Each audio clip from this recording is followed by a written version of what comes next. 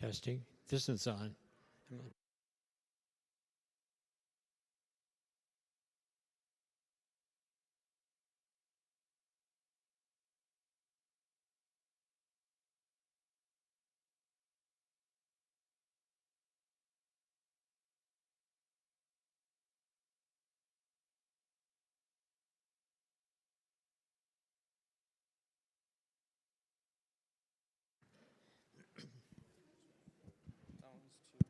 Testing. Thank you for coming. I'm Clark Carey, and I'll be a part of the team today, but I want to introduce Jen Lanthier, who works with CAC. She works with this food shelf, and we are grateful that she is here today. She'll be talking about things that are happening in the food shelf itself, and many of you have worked there or know of it. Maybe haven't worked there, but I think it's some exciting news that's going on right now, and this is timely for us. So, Jen, I'm just going to give you the mic and let you have it. Okay. Thank you, Clark. Well, good morning, everyone. Thank you for being here. My name is Jen Lanthier. I'm the Food Access Location Coordinator. That's a big title for a little job, but I'm the Location Coordinator for the Northfield Food Shelves. I'm really happy to be here with you this morning, and I want to just say right now, in case I forget at the end, thank you to all of you for all that you do for our Community Action Center and our food shelves. I know several of you volunteer in different ways. I know that this church has been very generous with your donations in the past, and so for all of that, I just want to say thank you. So today I'm going to talk a little bit about hunger in Minnesota and hunger in our community. And because I am a former engineer who worked in the corporate world, there will be numbers that I share with you, and also hence the slideshow.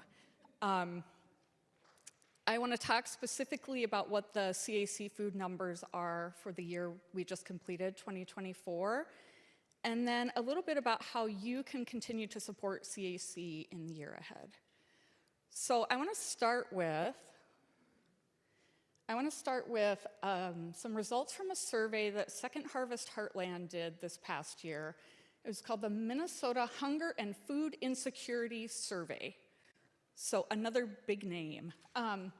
But they presented the data from the survey in January of 2025. And what they did was they mailed out a survey to households across Minnesota.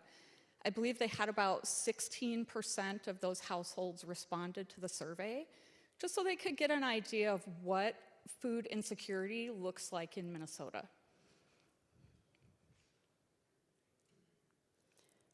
So what they found was, in the hunger continuum, and we all exist somewhere on the hunger continuum. So we have groups that don't have enough food and they're not receiving any support. And that's about 2% of the population in Minnesota. We have groups that are receiving some grocery help, like from SNAP and food shelves, but they still don't have enough food to support their household and they're experiencing hunger. That's about 5% of the Minnesota population. And then we have this group that they're able to, with the help of food shelves and SNAP and maybe a little bit of their income or what they have of their income, they're able to get enough food to support their family. It's about 13% of the Minnesota population. But they are still food insecure. So what does that mean? They're reliant on outside sources. They are not able to provide food through their own means for themselves. And then there's about 80%, this says 81, the engineer in me hates this because it adds up to 101%. Totals reflect rounding. But about 80% of Minnesota households don't need help, they have enough food, they're able to purchase groceries on their own to sustain and feed their families. So this is a little bit of a new way of looking at hunger because we're not stopping right here and saying we only need to help these 7% of the people. We only need to feed the hungry. We need to think about this 13% that is maybe not hungry, but they're relying on our food shelves and our government programs to get the food they need. And that's a little bit different way of looking at it than the way it was viewed in the past, where we just kind of drew the line right here and we said 7% of households need our help. It's really 20% of households in Minnesota that need our help. 1 in 5 households in Minnesota need help.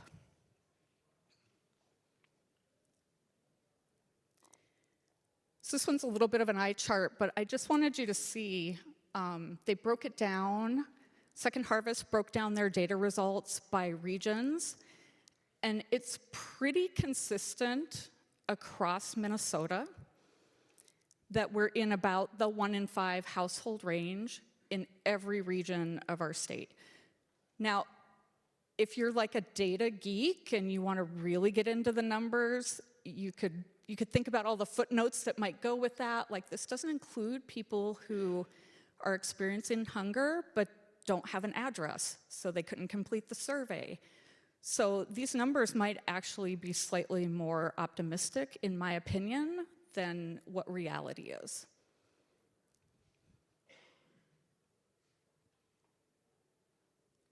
So 1 in 5 Minnesota households are insecure. I want you to just take a minute to think about this. Did you go, think about the things that maybe you did in the last week. Did you go out and buy groceries at the grocery store? Did you go put gas in your car? Did you see people walking down the street? Or driving down the road? Or did you see people sitting in the other chairs at the doctor's office as you visited the doctor? Think about the people you encountered: patients, friends, colleagues, friends of your children. How many people did you encounter in the last week? Now think about the fact that 1 in 5 of those people could be experiencing hunger, could be leveraging our food shelf to get what they need to sustain life. It's a lot of people. It's a lot of people. Sometimes we're excited about, like, we're doing great, 80%. No, 20%. 20% still need our support and our help.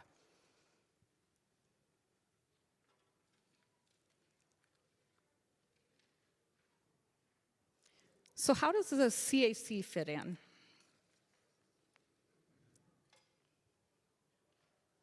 So we're a local community organization. We're helping and serving individuals throughout Rice County. We've been around since 1969, and we are neighbors helping neighbors. Our mission is to promote healthy, caring, and just community for all through the resources, advocacy, and volunteer efforts of our community. That's the CAC. Our core values: we are trauma responsive. We want people to feel when they come into the CAC or come into the food shelf that they are in a safe space. Whatever their trauma is, whatever their past is, this is a safe and stable place for them to be present. We are person-centered. We believe everybody who comes in has strengths, and we value them for their strengths. And we believe in solidarity over charity.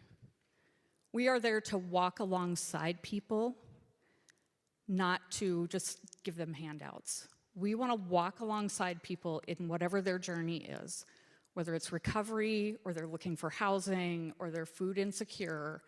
That's what we do at the CAC.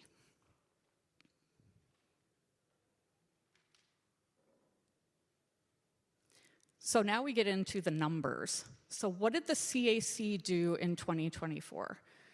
And most of these numbers, if you got the handout, you have the answers in the handout. But I want to just put this into perspective. Over 2.3 million pounds of food between our 3 food shelf locations went out the door in our community to residents of Rice County. 2.3 million pounds of food. That equates to roughly 1.9 to 2 million meals going out the door. I'm not talking about your Outback Steakhouse gigantic meal that you can never finish, right? But I'm talking about reasonable meals that families were able to take home from our 3 food shelf locations this year. We received 44,000 visits from households, from 4,600 unique households in our community. 4,600 households in the Rice County area that are using the services of the CAC to access food. That equates to, and we're open 4 days a week at both of our locations, that equates to over 200 households being served each and every day at our food shelves. That's a lot of people.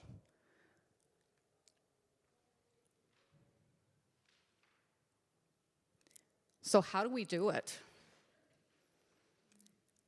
We do it because of our amazing volunteers.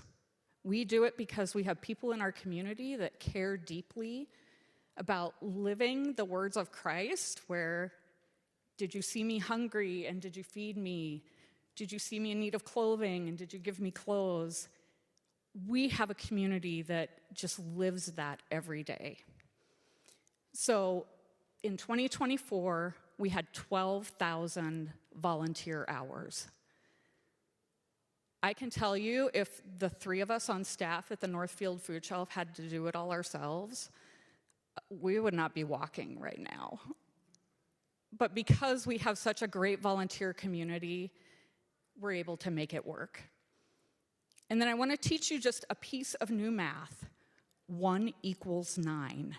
1 equals 9. So for every dollar that is donated to the food shelf, through our purchasing power with the food banks, we're able to stretch that into $9. So I had to ask myself, because when I was a kid, I could get my 50 cents allowance on the weekend and I could go buy a candy bar. So what can you buy for $1 today? Not very much. We buy eggs from our neighbor kid, and we pay $4 for a dozen of eggs. I'm not giving you his name because we want to be able to buy eggs from him. So I could buy 3 eggs with $1. I could buy a little bit of rice for $1. But you do know, if you go to the dollar store, you're actually paying $1.25 for the things you buy at the dollar store. So I can't go to the dollar store to buy things either with $1. You can't get much for $1. But we can turn that into $9. And so we can put together a meal. We can put protein on somebody's table. So just keep that in mind as you think about giving. So how can you continue to support the CAC? And these are in no particular order. It was just how it came out of my brain. But monetary donations, of course. We can stretch those so far. Contacts. If you know people who work at McLean's or work at Taylor Trucking or some other distribution outlet, we'd love to be able to get in touch with them, because sometimes they have damaged pallets that they can't send on, that we can receive and get out to our community.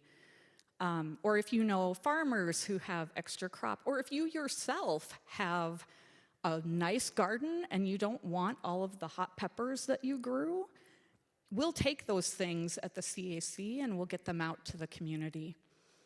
Volunteer.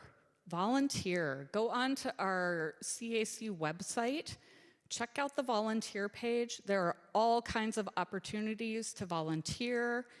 If you can lift heavy things, great. If you need to be a greeter and sit at the desk and welcome people in, great. I bet we have a volunteer spot for you. And then other types of donations, whether it's pantry type food or paper goods or personal hygiene products. We love to get those types of donations and get them out to our community members. So as I wrap this up, I really want to say thank you to everything that this church community does to support the CAC. I really loved seeing the skit from the youth this morning. I'd love to have some of that net stuff that I could spray around, and maybe like grab some people and just pull them on in to help at the CAC. But as we move forward, I just want you to know how important you are to our community. So you can do all kinds of things with your resources, with your time, with your money. You have so many options, and we just truly appreciate that you choose to support the CAC. Thank you.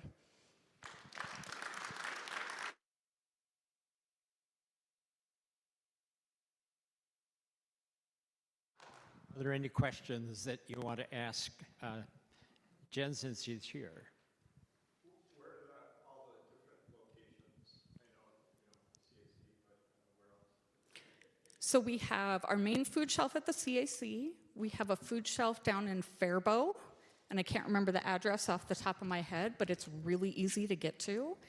And then we have our food shelf at the Northfield Community Education Center, which is the old Greenville School. Sometimes I've been asked by parishioners that are hunters if the CAC takes game. If they had like you mentioned, people with a garden, what if somebody had enough extra deer? You know what? We would take that. If it is processed by a taxidermist and it comes to us frozen and labeled, we will take it. Yeah, thank you. Other questions? I'm wondering, when you say $1 equals 9, is it because you're using the large subsidized food banks to get food, and do you expect that number to, like, when the federal, whatever, some of these food banks? Okay, my question was about, is that $1 equaling 9 going to continue, or as the food banks, whatever, someone from up above decides that they aren't a great idea, will your dollars go, are you expecting that, planning for it? I guess. Yeah, that's a really great question.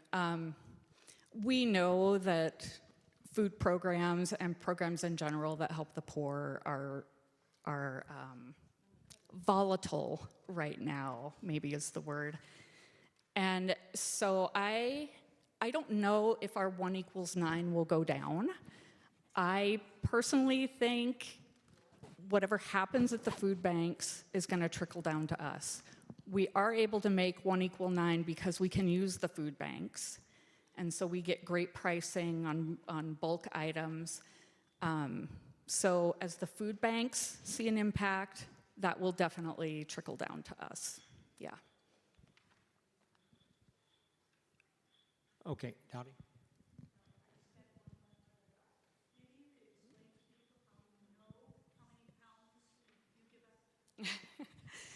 Yeah, so Dottie just asked to explain how we know how many pounds we give out. So when you go to the grocery store, you get to the checkout lane and you scan all your stuff and then you write them a check. Or, you don't write a check anymore, but you give them your credit card. You pay for your groceries in whatever method you choose. We don't do that. All we do is we weigh their carts on the way out, and we record for each participant how many pounds of food they are taking out the door with them. So that's how we know the over 2 million pounds that we distributed. Good question. We're going to move on. Thank you so much, Jen, for your part. I'm low tech, and I'm not going to use the screen. Whoop! But you got a handout. You should have it. Oops! Thank you. Need that. Yep. Jen has been very helpful to work with, and thankful that she was able to come today and be a part of kind of a tag team. What I want to share with you has to do with the ELCA World Hunger Program. And one of the things I'm going to alert you to, if you begin to look at the paper, is you'll notice that on two of the charts, 2003 is listed, 2003. And the reason for that is churches get their finances into the Synod end of January. Synod gets it to the church-wide end of February. So here it is March, and those numbers aren't available yet. So what I'm using in a moment, whoops, I'm going to stand as one who has independent mind, are the figures for ELCA World Hunger and also for Lutheran Disaster Relief. Lutheran Disaster Relief or Refuge came about as our church began to move into its new age after 1988. And so it was like a separate legs. And so those funds are kept separately on disaster as compared to the hunger program. And both of them will be reported for you. I'm going to skip over the first part on that page. Basically, 1945 was a busy year because people were coming out of Europe after World War II, and Lutheran World Relief was started. Lutheran Immigration and Refugee Services was started as well. They were very busy. 1974, when the American Lutheran Church and Lutheran Church of America came together, a hunger team, it was called World Hunger Appeal. But in 1988, the AELCA came into ELCA came into existence, and we already had relationships around the world with different countries, but now we have connections with 66 countries around the world and 41 states and territories of the United States.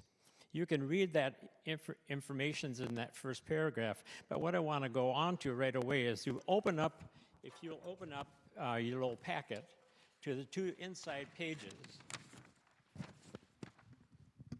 Page 2 has to do with the World Hunger Appeal.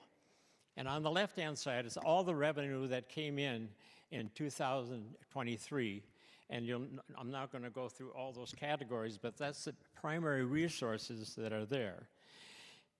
And then part of that were international grants at the bottom of this little pie chart, and that just says basically how that was divided up.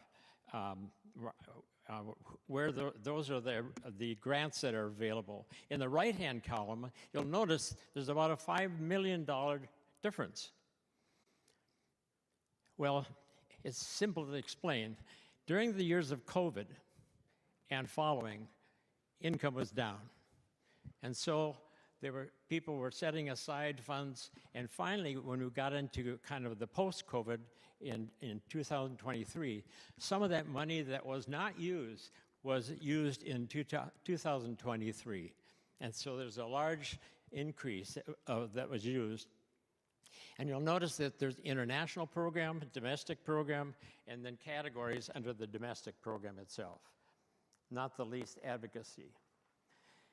And then on the bottom, there are grants by regions, and you'll notice those little Latin America, Africa, that's where the money has been spent most significantly. And you'll see that Africa was by far the largest recipient of some of those grants.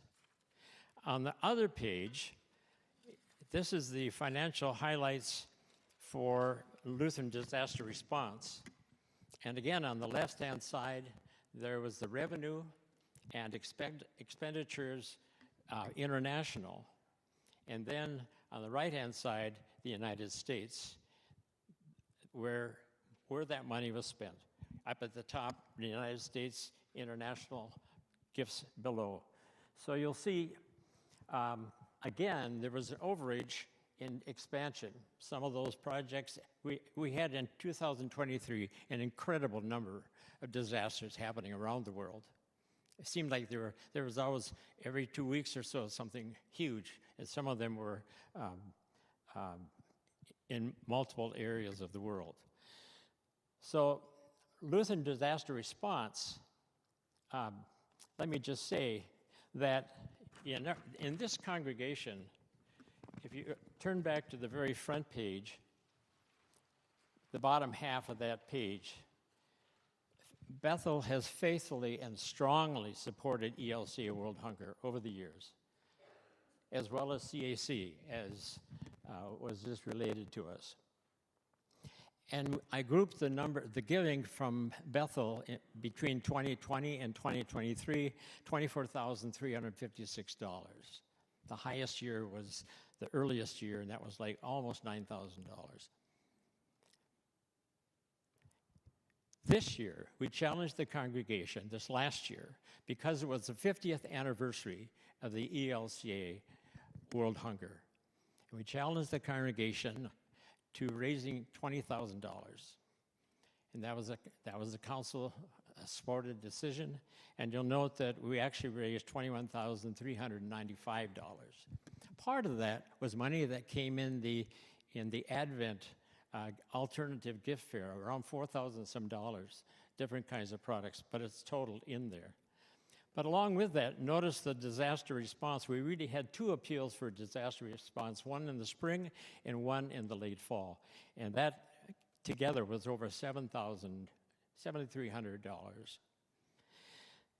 On top of that, Minnesota Food Share last year, just part of that money that came in there, the $28,000, was directly responsible to the skits. The congregation caught the imagination of those kids, and those Sundays, oftentimes people indicated that they were giving in response. But it totaled out from the congregation and the kids together was $28,864 to CAC. I want to go back just a second. When the church started the ELCA World Hunger Appeal, Bishop Glenn Nickelmo was our bishop here in Southeast Minnesota Synod. And I was coming out of a meeting at the Synod office. He said, what are you busy with right now? Well, I was still doing interims. But he said, I'd like you and some others to get together and form a hunger task force in Southeast Minnesota Synod. So I looked around, and who should I get? Dottie Hammer. She and I were the first 2 on that team. We ended up with a group of about 7 people. There are 5 conferences in Southeast Minnesota Synod. We tried to get a couple people from each of those conferences. And for quite a while, we had a very full committee meeting, probably at least 4 times a year. That has waned a bit now. But I want to also mention to you that you may think, well, all that money goes somewhere else in terms of grants, et cetera. Well, in this synod, a gift was given to our committee, $3,500. Doesn't sound much when you're talking about millions of bucks coming in. But a member of our committee, when he died, bequeathed our committee $3,500. He said, well, what should we do with that?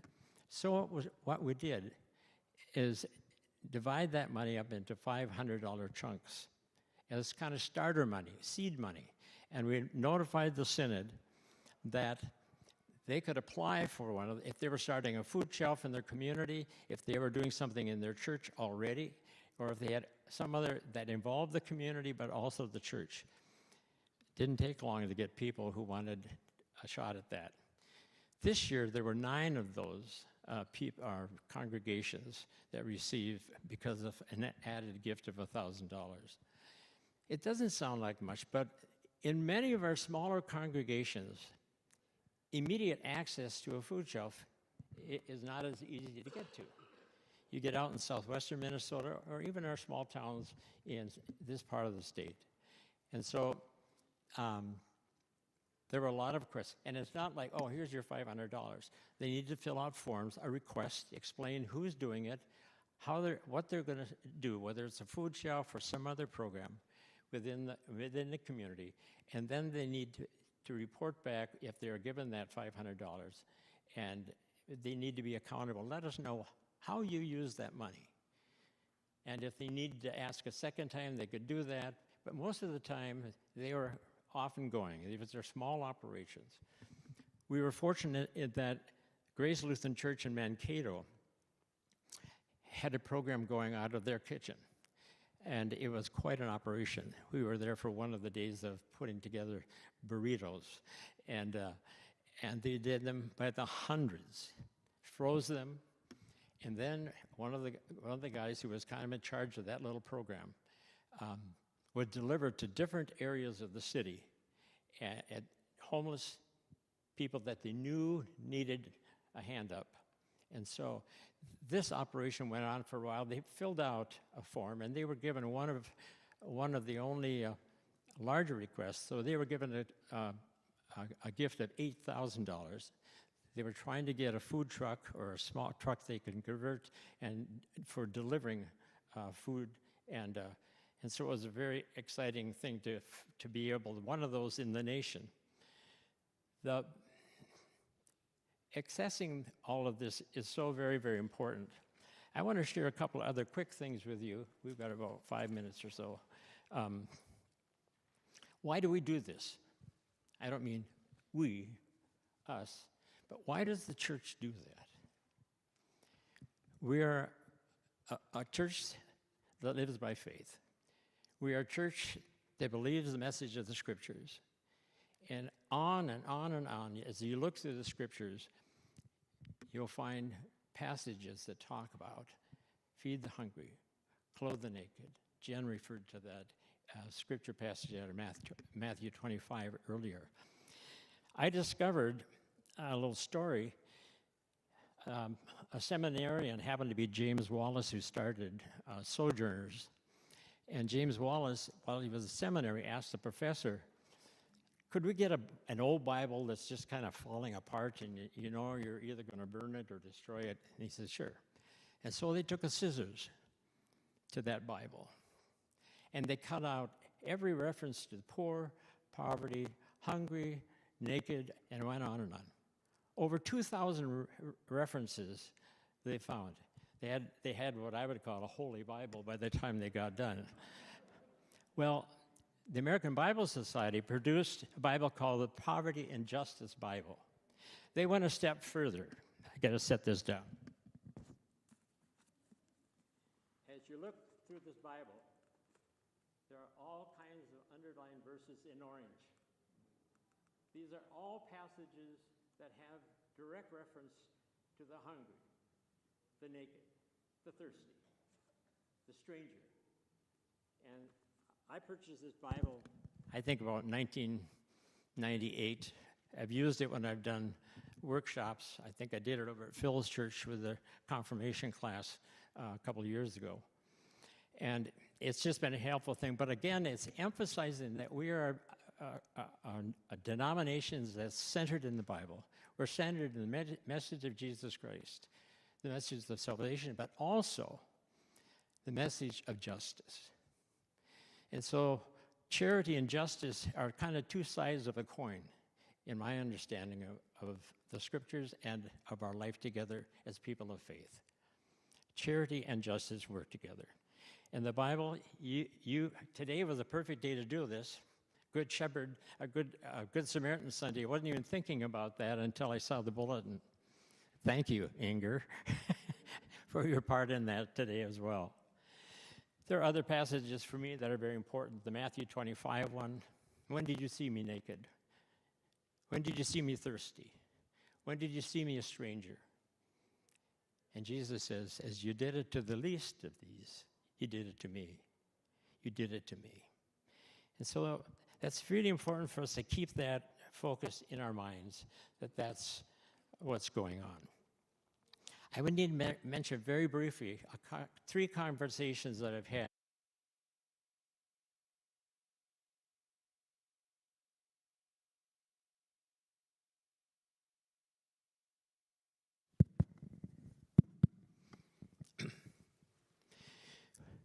When I first heard that financial aid was being frozen, foreign aid under USAID, the first person I thought of was the head of mission and social concerns, Dan Rift. He is one of the key people with ELCA World Hunger.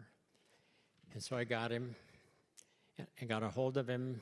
We got acquainted for a couple of minutes, and I said, Dan, what's happening for you? He said, well, our program in many ways has been upended. Not ended exactly, but upended at this point, he was saying. We are faithful. We are going to continue our work as much as we can. He said the hardest part about what's happened, aside from the actual financial change, is the trust that has been broken. For 5 decades, we have worked in many of these countries with the word, but also with the outpouring of help. And he said, that's the hard part. How do you rebuild trust? And the sharp indication. USD aid is credited with saving over 25 million lives.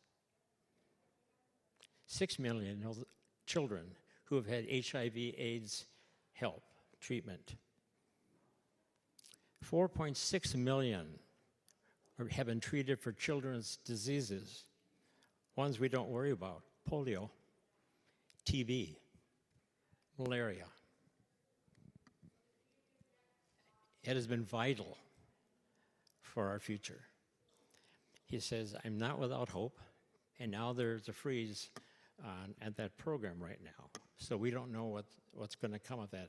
And obviously, in many, many areas of the country, that freeze is affecting people's lives by the millions.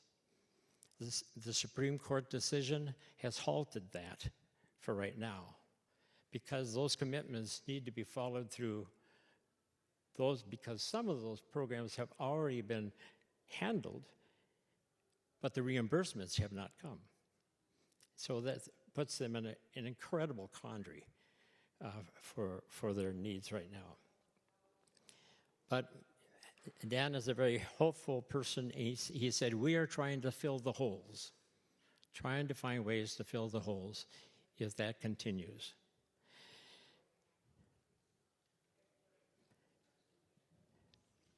I have a plaque above my desk, a scripture verse I've had for several years. Somebody gave to me. I've long since forgotten who it was.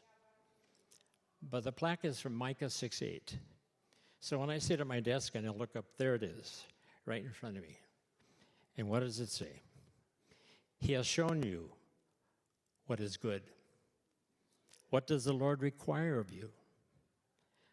But to do justice, to love kindness, and to walk humbly with your God. One last thing. I told this to Phil's kids when I was over there. Horsemen were riding down the road. And as they came to the spot, there was a little bird lying on its back with its feet straight up in the air. And the horseman said, little bird, what are you doing? And he said, I'm holding up the sky. You're too little to hold up the sky. And the bird's response was, one does what one can. Are there any immediate questions? We're out of time, but I'll be around if you want to ask some questions about things. Yes, Corey.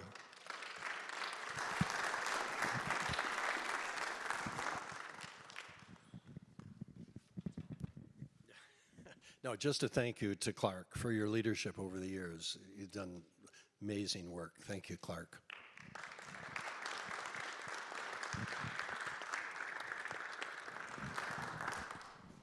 Again, a strong word of thank you to Jen.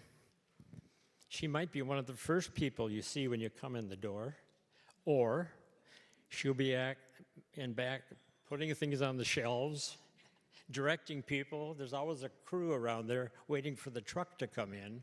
I caught that one day. Well, it was a long wait because they were in the midst of a big truckload of food coming off. So thank you very much for coming today.